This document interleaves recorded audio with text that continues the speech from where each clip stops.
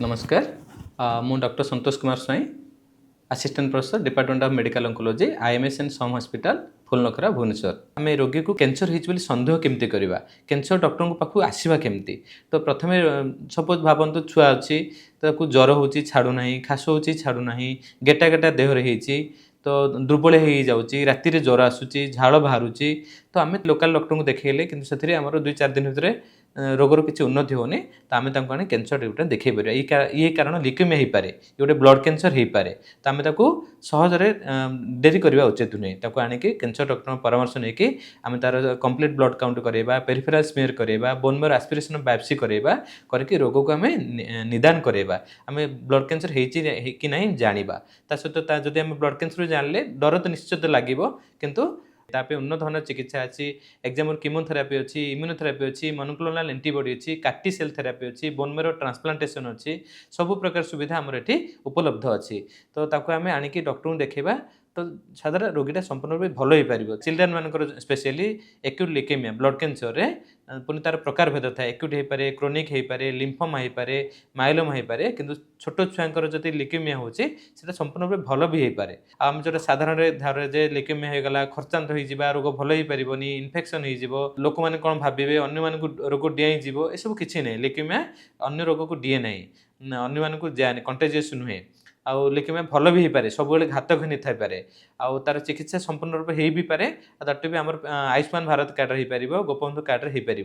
ये गोटे एक्जाम्पल लिकेमियार सेमती सॉलिड मैलिग्नेंसी जोटा कहते भावतु गोटे ब्रेस्ट कैंसर यंग झील अच्छी 22 वर्ष 24 वर्ष झील अच्छी तार ब्रेस्ट उपर गोटे गेटा पाइला लम्प पाइला तो ताकू से सामान्य रूप हल्का रूपे नेबा दरकार नुहे परिवार सहयोग दरकार कहीं थाए यंग झील गोटे परिप्रकाश करें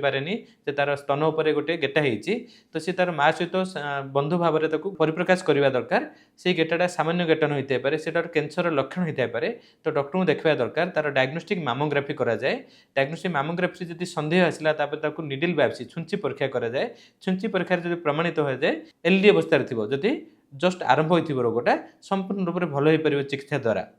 तार अलग अलग प्रकार चिकित्सा अच्छी जब आरंभ में ब्रेस्ट कैंसर होमें सर्जरी कर नुआ कीमो दे पार कीमो पर रेडिएशन पड़ पार तार हार्मोन थेरापी अच्छी एंटी हॉर्टू थेरापी अच्छी इम्यूनोथेरापी अच्छी अलग अलग कैंसर प्रकार भेद पर अलग अलग चिकित्सा अच्छी किंतु जो आरंभ अवस्था रोग थाए से संपूर्ण रूप से रोगमुक्त हो पार कैंसर हेले भी संपूर्ण रोगमुक्त हो पार से आम हेला करवा नुहे हेला कले स्टेज बढ़ जापे स्टेज 3 स्टेज 4 हो जाए जब स्टेज 4 होगा आम लक्षण पालिएटिव हो केवल सिम्पटम कंट्रोल हो पार से जनरली वयस्क लोक कॉलन कैंसर हुए से जनरली कौन करेंगे झाड़ारे गतिर परिवर्तन आसो दिने कोष्ठकाठिन्य हम दिने पतला झाड़ा हम ओजन कमी कमी आसो ब्लड पड़ो झाड़ारे खावाई इच्छा लगेनि तो ताकू हेला करवानी आम जनरली कौन भावती जे अर्श हो भगंदर हो भाविकी आम चेरमूली औषध खाती होमिओपाथी औषध खाती घर लोग प्रकाश करते तो ये स्टेप कौन रोगर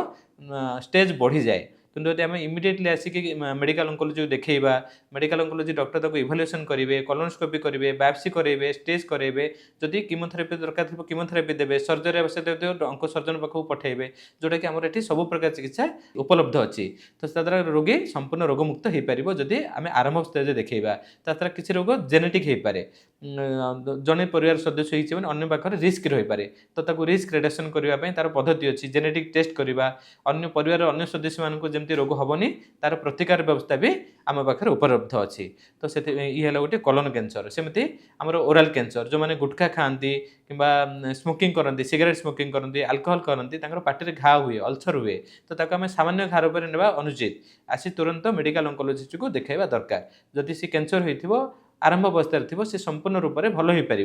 तो मोर कहबार अर्थ है अन्य अनेक कैंसर अच्छी जदि आम